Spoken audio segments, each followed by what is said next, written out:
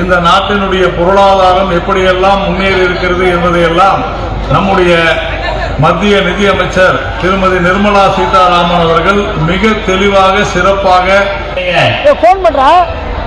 உயிரினும் மேலான பாரதிய ஜனதா கட்சியின் செயல் வீரர்களே, இருக்கின்ற பெரியோர்களே, நிர்வாகிகளே, அனைவருக்கும் மாலை வணக்கம். நான் அதிக நேரம் பேசுறதுக்கு கூடாது, முடியாது. அதனால சுருக்கமா, இந்த தேர்தல் 67 தமிழகத்தை பீடித்திருக்கின்ற ஒரு நோய், அது முழுமையாக தோற்கடிக்கப்பட வேண்டும். Dravidian stock. இந்த திராவிடியன் ஸ்டாக்னா என்ன? சீனி என்ன ஆச்சு அப்படின்னா எறும்பு தின்னுடுத்து.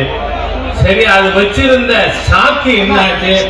கரையாண்டு நிறுத்துன்னு ஊழல் பண்ணின, ஊழலிலே விஞ்ஞான பூர்வமாக ஊழல் செய்தவர்கள் என்று சர்க்காரியா கமிஷனால் குற்றஞ்சாட்டப்பட்ட ஊழல் மன்னர்களின் பெருச்சாலைகளின் ஆட்சி பொழுது நடந்து கொண்டிருக்கிறது. இந்த ஊழல் ஆட்சியை கலைந்து தேசிய சக்திகள் தமிழகத்திலே ஆட்சிக்கு வர வேண்டும். ஏன்னா 67க்கு அப்புறம் தேசிய சக்திகளால் வர முடியல.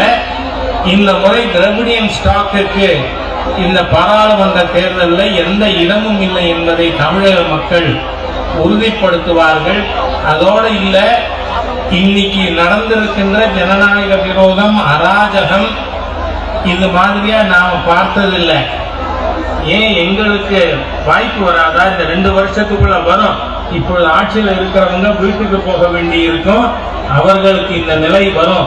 ஏனென்றால் ஒரு கட்சியினுடைய, தேசிய கட்சியினுடைய அகில இந்திய தலைவர் வரும்பொழுது இந்த மாதிரி ஒரு ராணுவ கூடம் மாதிரியாக அந்த காவல்துறை கெடுபிடி இருக்கும். எவ்வளவு மோசமானது! இவ்வளவு மோசமான ஒரு அரசாங்கத்தை நான் பார்த்ததே இல்லை. எனவே இதற்கு விடை கொடுத்து அனுப்புவதற்கு நமக்கு ஏப்ரல் மாதம் வாய்ப்பு கிடைக்கும். ஆகவே அந்த சமயத்தில் தமிழகத்தில் திராவிடியன் ஸ்டாக்குகளுக்கு எந்த இடமும் இல்லை என்பதை நீங்கள் உறுதிப்படுத்த வேண்டும் என்று கேட்டுக்கொண்டு வாய்ப்புக்கு நன்றி கூறி விடைபெறுகிறேன். மரியாதைக்குரிய சட்டமன்ற உறுப்பினரும் அகில பாரத மகளிர் அணி தலைவருமான பாரதி சீனிவாசன் அவர்கள் உரையாற்றுவார்.